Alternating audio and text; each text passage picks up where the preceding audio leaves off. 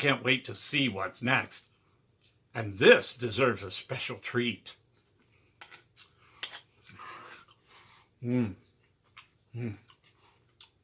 No! This is my cheesecake. Fuck off! Don't make me show my ass again.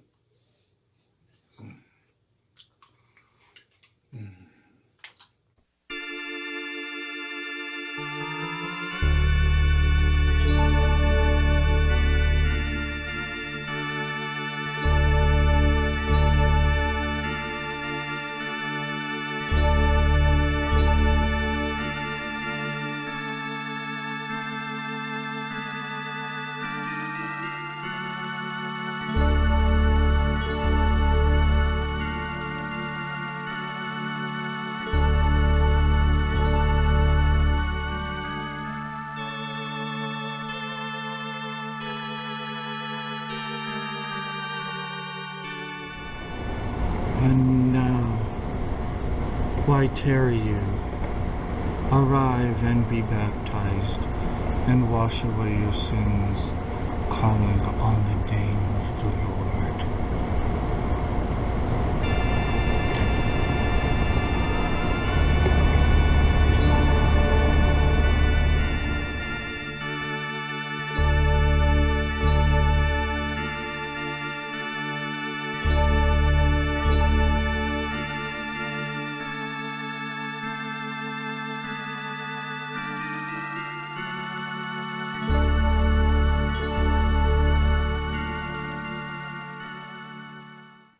Every day is Halloween.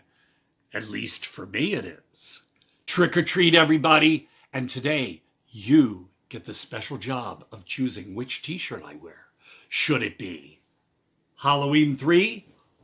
Or should it be Halloween 3? Haha, well, trick. I'm not going to wear any shirt today. I'm sure some of y'all were scared by my wonderful furriness in the opening baptism segment. Well, I'll just keep letting you be scared with this throughout the rest of the review. Although I know some of you do like this, so I'll let you be scared into submission. And today, it's 1031 Part 3. Ah, yes. Greetings, everyone. Welcome to the Todd Sampler. I am Todd Quality Jaeger, my luscious beard, my hirsute today, and my trick or treat. Yeah, treat. Cheesecake, man. Cheesecake.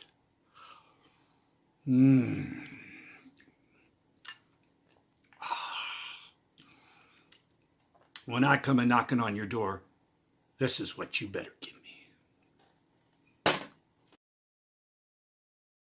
1031 is a series of anthologies from Scream Team. Yes, there was 1031, then 1031 Part 2, and the inevitable 1031 Part 3.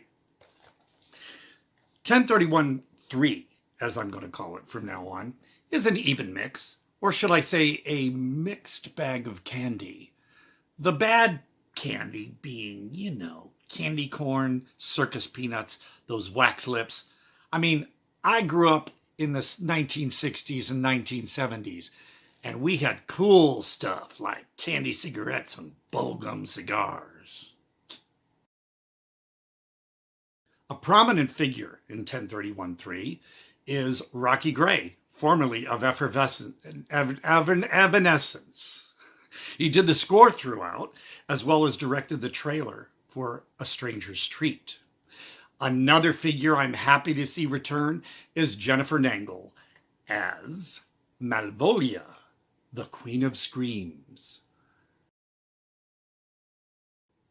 Jennifer was a co-star in the movie I was in, Toilet Zombie Baby Strikes Back. That's her with two powerhouse of actors, Mike Ferguson and Eric Anthony Russo. So let's start things off with the trailers in front of the feature. The first one is The Slaughter, directed by Sean Burkett. And it had a really cool start.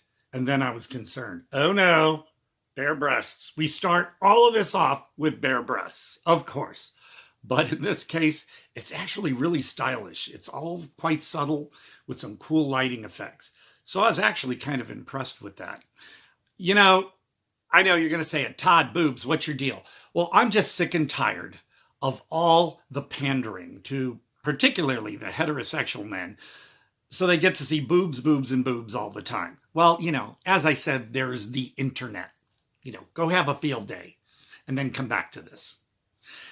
Joe Bob Briggs, listen, you need to get on the ball, or balls, because they can show more of those too, and add some naked male asses or penile appearances in your requirements for a horror film and your counts. Because let's face it, there are women out there who want to know if that's in the movie, and some certain men too. And I'm not talking about showing off Ken doll hunks. I'm talking about some men, like my favorites, Richard Locke, Al Parker, who was a friend of mine, and the iconic Ed Wiley,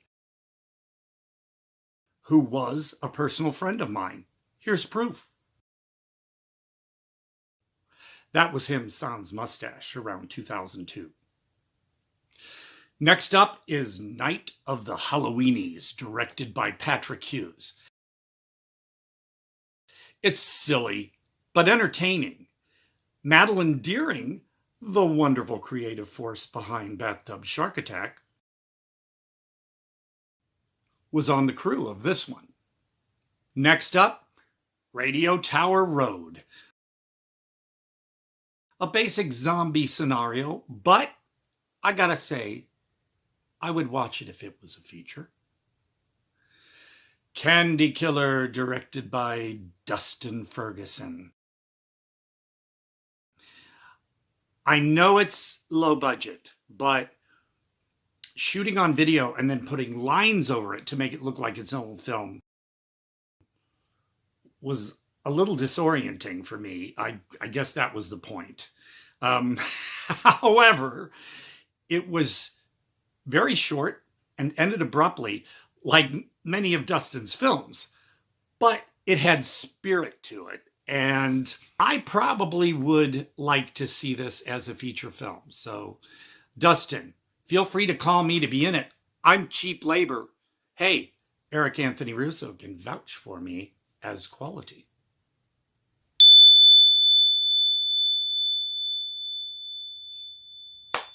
And finally, A Stranger's Treat, directed by Rocky Gray. Now, it's a familiar story, but again, I'd probably like to see it as a feature. However, look at this title card. What's the deal? Apostrophe, maybe? Yeah, that's more like it.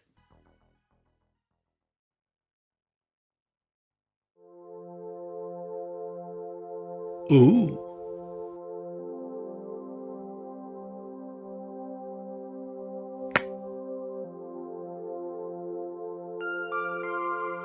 Would you fuck me? I'd fuck me. I'd fuck me hard.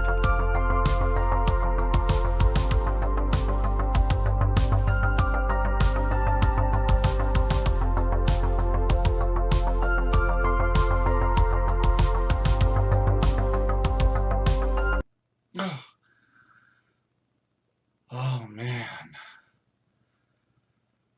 I've been working too hard.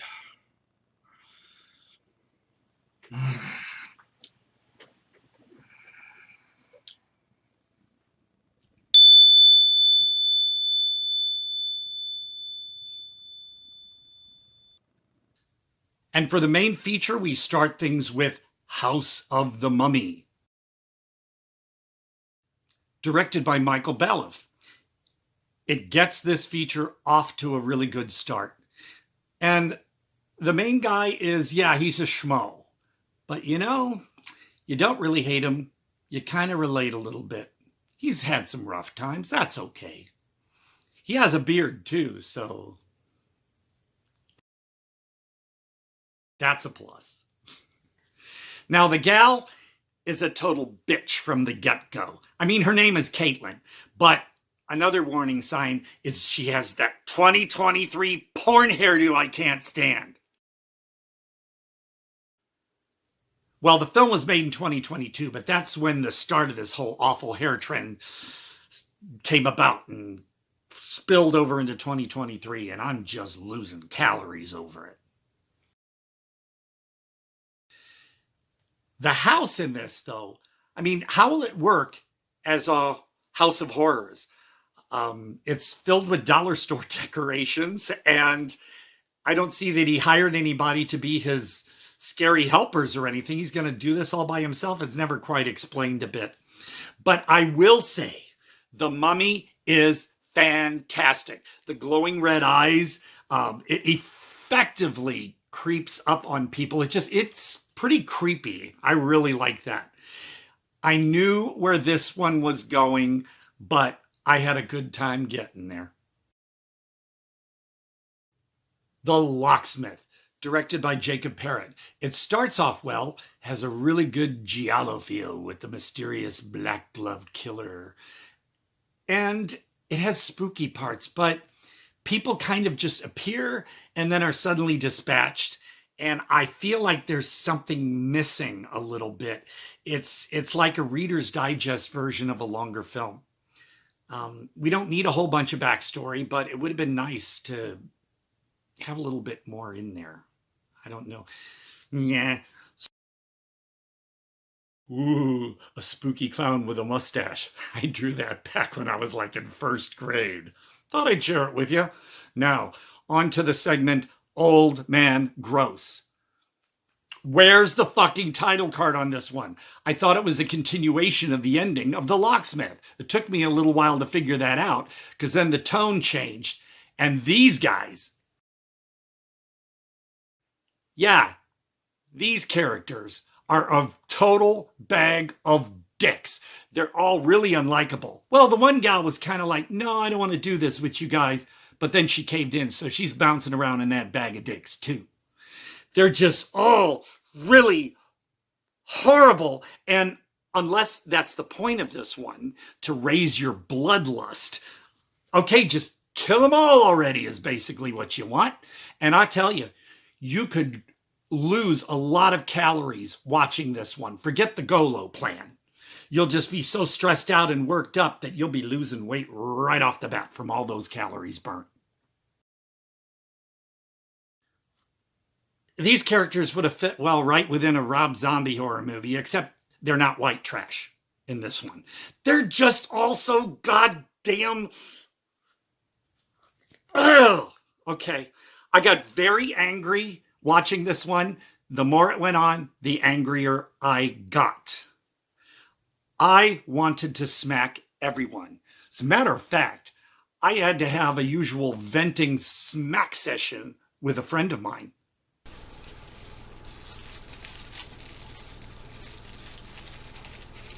Todd, what are you doing?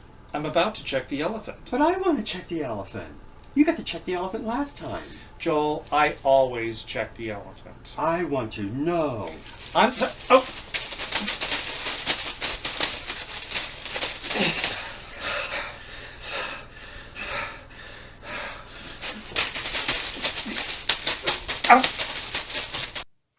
See how youthful I looked in that? Yeah, look what watching Old Man Gross did to me. Look at this.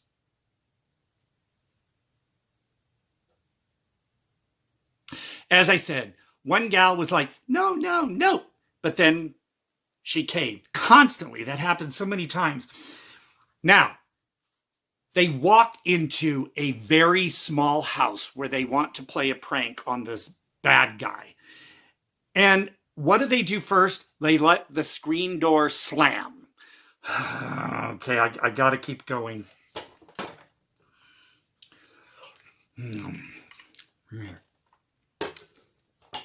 Okay, so yeah, they're in a small house, but they're talking loudly, and they don't know where this bad guy is, but they don't really look for him. One couple goes right off into the bedroom to have sex.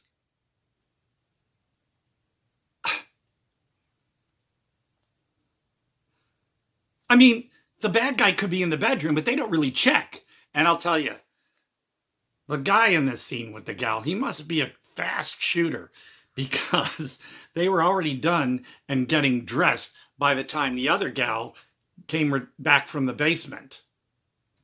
And no gal and the other guy are just like clomping down the steps and talking loudly. You know, this is a small basement, but they don't try to hide the fact they're coming down. Just right there, the victim sees them right away. They just stand there. The killer comes around. He doesn't see them. They're right there. And it just, oh my God, they're just standing there. It's like, go, run.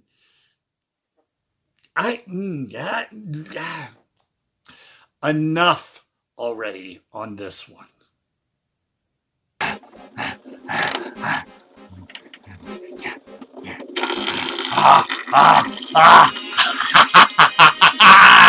Yeah.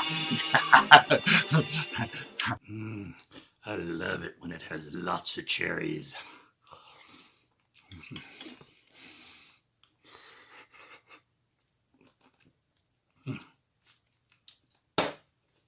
So, hey, you might ask, Todd, what are some of your favorite films that you revisit around Halloween time? Or for me, every day is Halloween, as I said. Well, of course, there is the wonderful classic Halloween 3, Season of the Witch. I saw this when it first came out into theaters, and I totally loved it. I knew it was going to be...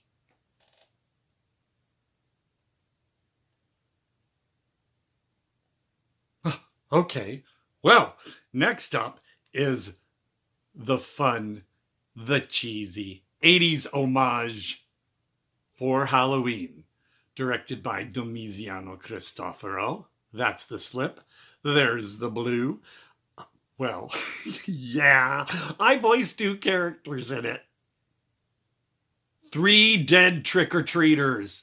Another little anthology of sorts. It's different. And candy corn. You gotta love this one. Though not exclusively Halloween-y, there's still the Larry Fessenden collection. Pick any title. They're perfect for some unsettling times. And again, not Halloween, but it's got a spooky snowman. Imaginarum. The wonderful, amazing film from the band Nightwish. You can't miss this one, I'm telling you. Holidays, an anthology of every given holiday throughout the year. I particularly like the Easter one from the director of The Pact. You gotta see it. Accidental Exorcist from director and star Daniel Falicki. I love this film. It's not like any exorcism film you've ever seen. It's got the spookiness, it's got the grossness, and it's got a lot of existentialism. It's fascinating. However, and I am speaking directly to you, Daniel Falicki, or someone who can get a hold of him. Give us a version of the film that's not censored. The very last scene, he's running around naked. Yeah, I said it. Some male nudity. But guess what?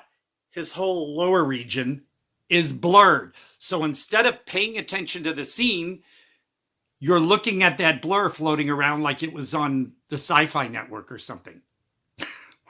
So I finally got a hold of one of the production people from that film, and they told me this. That blurring you note was imposed on us due to the objection of a major cable PPV provider. And by not wanting to pay the exorbitant fee to have a rating, the powers that be do have a say in what you see ultimately. And if you don't comply when caught in the trap, then your movie doesn't get seen. Real simple. Okay, that may be for pay-per-view. But what about the Blu-ray and DVD? This is bullshit. Daniel, please give us the regular version and my life will be complete. Well, almost. Until I have some more of this.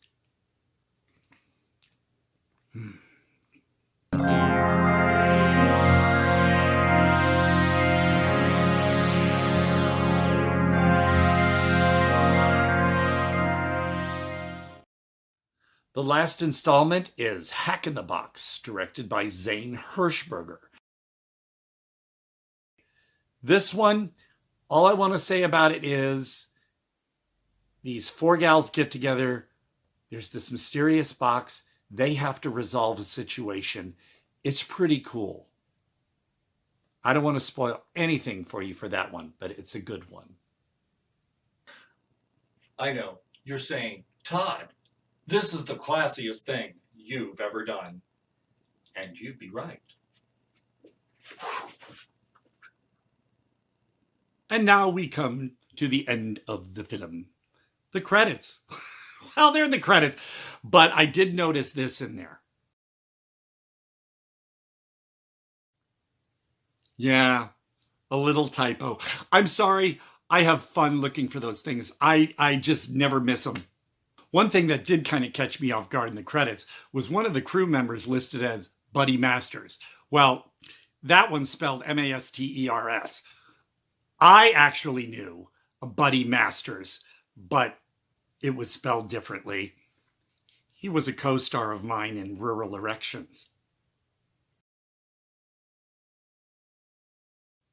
1031 Part 3. Yeah, it's a mixed bag of candy. The good outweighs the bad. You know, the circus peanuts. So give it a view. Hey, if you've seen Part 1 and Part 2, you gotta see Part 3. For the Todd Sampler, for Without Your Head, I am the Yeti, Todd Quality Jaeger. This. And don't forget, kids, get your fill of Cheesecake Man. Cheesecake.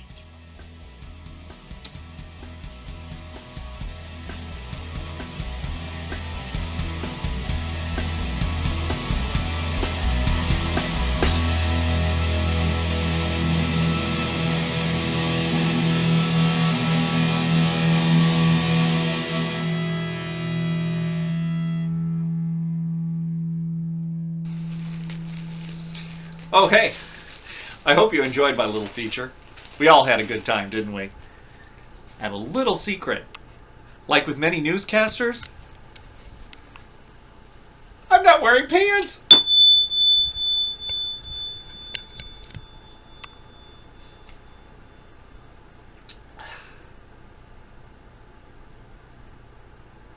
And we're done. Okay. Now, I'm going to get rid of these, and then we can quickly do the other one. That one's going to take only a second. Okay, so, oh, we're still recording. This has been a Filmways presentation. How does she say it? This has been a Filmways presentation. One, you say it when I say 1, 2, 3. This has been a Filmways presentation.